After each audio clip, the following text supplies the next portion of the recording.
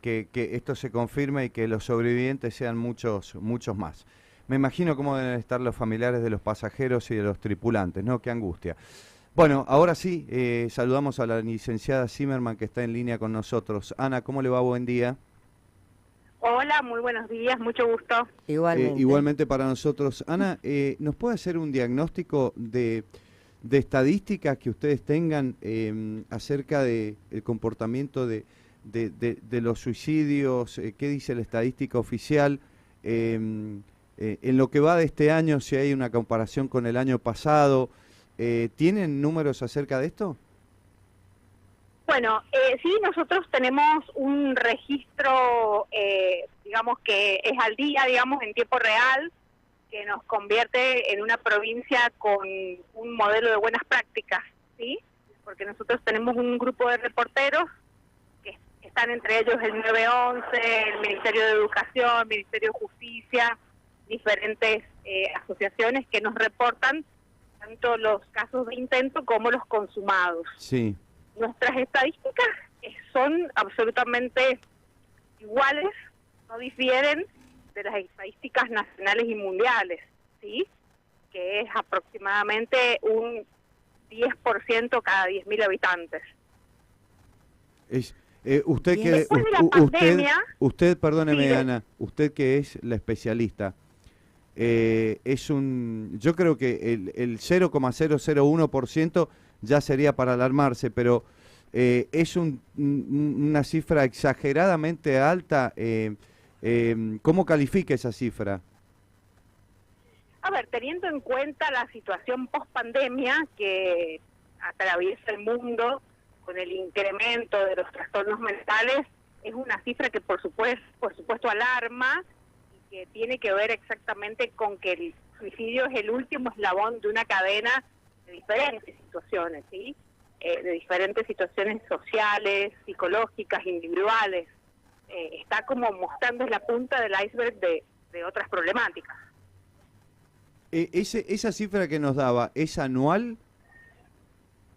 Claro, es anual, sí.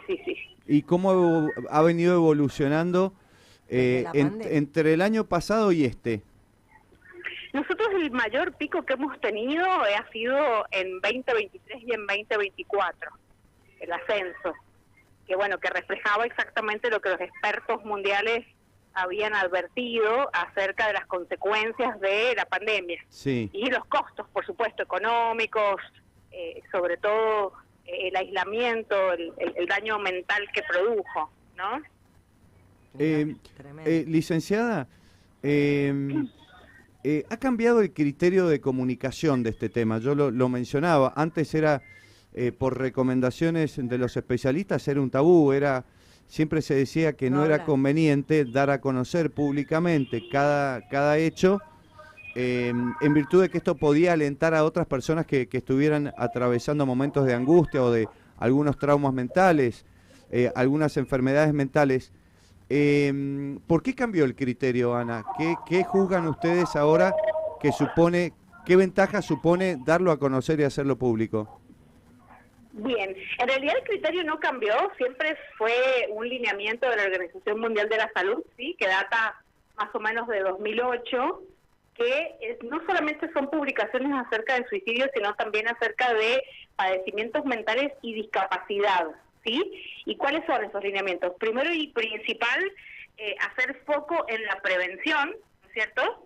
Y no dar nombres de las personas, no dar detalles, hipótesis, por ejemplo, cuál podría haber sido la causa, cuál podría haber sido lo que llevó a esa persona a tomar la decisión. Es decir, se cuida la confidencialidad de esa persona, sobre todo porque tengamos en cuenta que podría ser también algún familiar nuestro, ¿no? Por supuesto, algún por allegado supuesto. nuestro y el dolor que eso provoca. Sí, sí.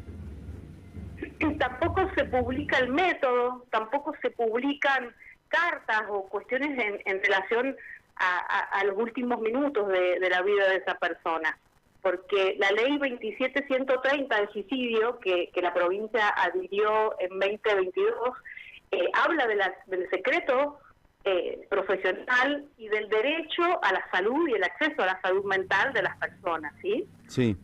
¿Eso sigue vigente, Ana?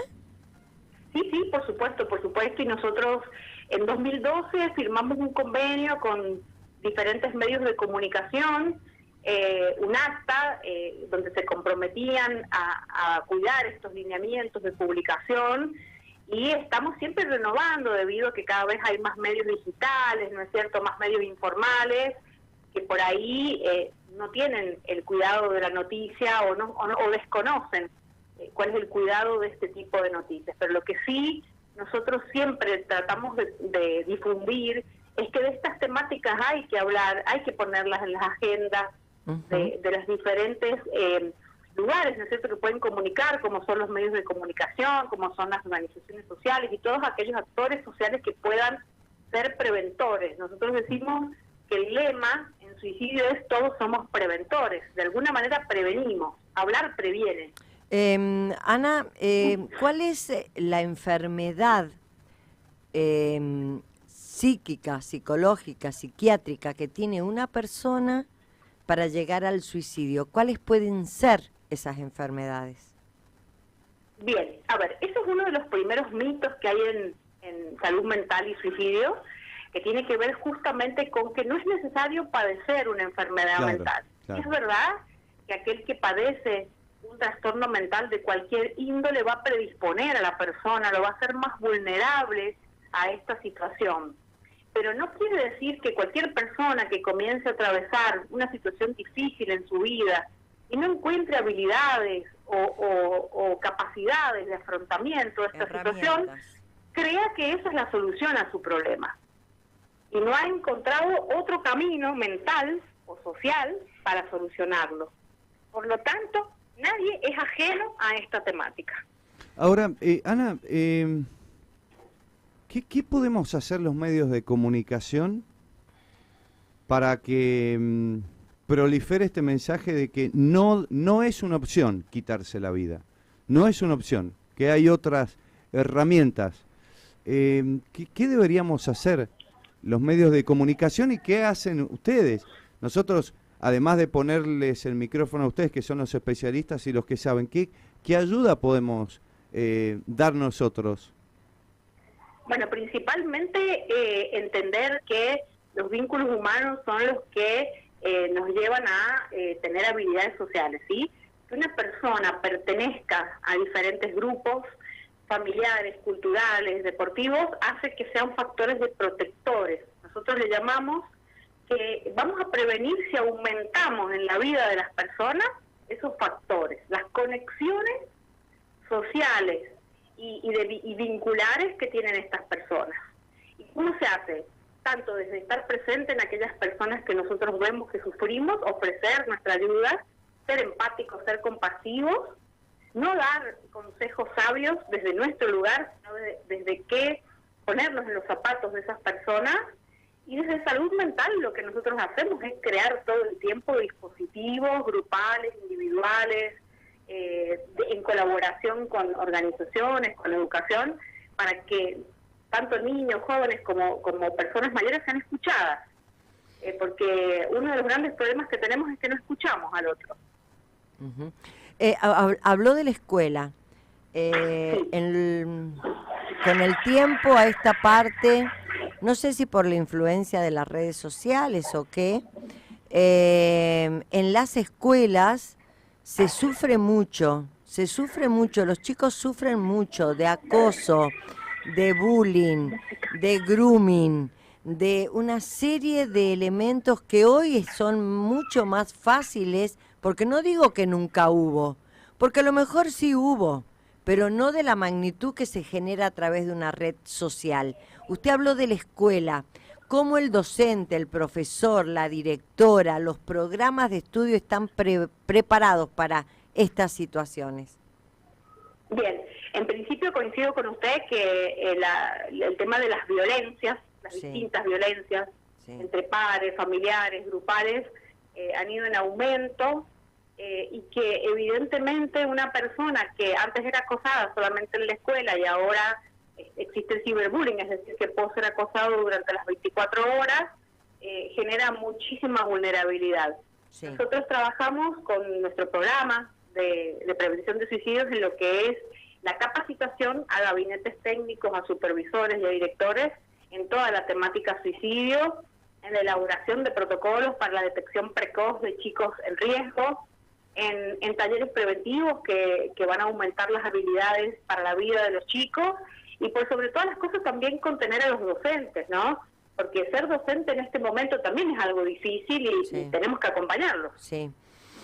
Doctora, perdonen la ignorancia, ¿no? Le quiero hacer la siguiente pregunta. ¿Todos los jóvenes o adolescentes son, no sé cómo decírselo, todas las personas adolescentes que sufren este tipo de acoso pueden enfermarse y a futuro ser un posible suicida? No, de ninguna manera. Okay. A ver, por eso es muy importante hablar sobre las habilidades personales e individuales. El suicidio es un fenómeno individual, ¿sí? Está atravesado, por supuesto, por un montón de cuestiones sociales, vitales de la persona. Pero un chico que tiene habilidades o capacidades para afrontar estas situaciones no tiene por qué enfermar. Por eso debemos detectar a aquellos chicos vulnerables y acompañarlos. Tenemos que tener nuestras antenas bien paradas para ver quiénes son los chicos dolientes, los chicos sufrientes. Aprovecho que la tengo y usted sabe. Díganos a los cientos de mamás y papás que pueden estar escuchando, ¿qué es lo que tenemos que estar alertas? ¿A qué tenemos que estar alertas? ¿Cuáles son los primeros conductas que tiene un adolescente que está sufriendo de esta manera? Bien, yo le voy a dar vuelta a la cara de la moneda y empezaría por cómo podemos empezar a acompañar a nuestros hijos mientras van creciendo. Perfecto. Todo lo que hacemos en casa, cómo nos comunicamos desde pequeños, la expresión de emociones con libertad, con respeto, siempre confirmando las emociones y los sentimientos, los intereses de nuestros hijos, comienza en casa, ¿sí? El poder sentirse acompañado desde el hogar va a ser un factor protector. Y después, cuando ya nuestro hijo ingresa en la adolescencia, que sabemos que por su característica de la etapa de la vida prefiere estar más con los pares que con nosotros, estar atentos a sus cambios de conducta, ¿sí? Aquellas cosas que nosotros descubrimos que nuestro hijo ha cambiado, ¿sí? Ha dejado de juntarse con sus amigos, permanece más tiempo encerrado, duerme más, se desconecta de nosotros, tiene fracaso académico, se autolesiona. A ver, aquellos señales que nos marcan que este chico está distinto a como era antes. Ahí quiere decir que pasó algo. ¿Cómo, perdón? Ahí quiere decir que pasó algo. Claro, y a ver, estar abiertos al diálogo, ¿sí? Porque muchos papás no tienen las herramientas, y para eso también hay que trabajar, se dan cuenta que a su hijo le pasa algo y no saben cómo ayudarlo, se sienten incapaces. Y creo que la palabra drena. ¿Cómo estás? ¿Cómo te fue en la escuela hoy? ¿Qué pasó? ¿En qué te ayudo? Son como lenguajes muy simples que ayudan a que el adolescente, que muchas veces nos va a prestar atención durante un ratito nada más, sienta que estamos presentes. Licenciada, ya para terminar, la vez que tratamos temas de esta naturaleza, que son temas muy profundos y muy delicados, pregunto lo mismo y se lo pregunto a los funcionarios. Así como hay prioridad, por ejemplo, para atender la violencia, para prevenir la violencia contra la mujer, la violencia familiar, para proteger los derechos de los niños, hay políticas de Estado, tal vez, y están entre los temas prioritarios del Estado. ¿Cree que este tema es prioridad en nuestro país? Sí, yo creo que sí, por lo menos en nuestra provincia, desconozco las actividades de otras provincias, se trabaja fuertemente en lo intersectorial. Pensemos que un chico, un niño, un adolescente nos pertenece a todos. Le pertenece a salud, le pertenece a justicia, le pertenece a educación, y nosotros trabajamos con el concepto de corresponsabilidad, es decir, qué parte nos atañe a nosotros para resguardar los derechos de estos chicos. Y creo que hay un montón de marco legal que protege a estos chicos que debemos respetar y en el cual mantenemos nuestras acciones intersectoriales. Usted dijo que un aspecto fundamental, y lo marcó como prioritario, es escuchar y contener a los chicos, promover la expresión de las emociones libremente. Eso supone una capacitación masiva para los papás. Digo, si es prioridad, ¿cuántas charlas a papás han dado este año y a cuántos papás, nominalmente hablando, han llegado con este mensaje? No tengo el número exacto, porque muchas veces, como yo estoy a nivel gestión, existen diferentes organismos que realizan las charlas y no le podría dar ese número. Pero dígame un aproximado. Si es una prioridad. Sí, ahora le escucho, sí, dígame. No tengo el número exacto porque son intervenciones que se hacen cotidianamente, por ejemplo, en los centros de salud, talleres en salas de espera o talleres de educación emocional, que incluso se trabajan en escuelas públicas y privadas. Trabajamos mucho a demanda, ¿sí? No le podría decir exactamente el número, no dispongo de ese número en este momento, pero se trabaja fuertemente porque sabemos que un niño pertenece a una familia, pertenece a un sistema. Debe ser educado también el sistema, ¿no? Y preparado para la vida actual. Doctora, otro tema. La medicación ahora, como que yo noto que los chicos todos están, sí, estaba nerviosa para subirme al avión, unas gotitas de clonazepam, y sí, porque estaba nerviosa, iba a rendir un examen, unas gotitas de clonazepam. Está muy al alcance de jóvenes, adolescentes y adultos la medicación, este tipo de medicación. A ver, desde lo que nos atañe a nosotros, solamente cuando hay consultas psiquiátricas, ¿sí? Sabemos perfectamente que una medicación psicofarmacológica solo puede ser expendida por un médico clínico, un médico de familia. Sí.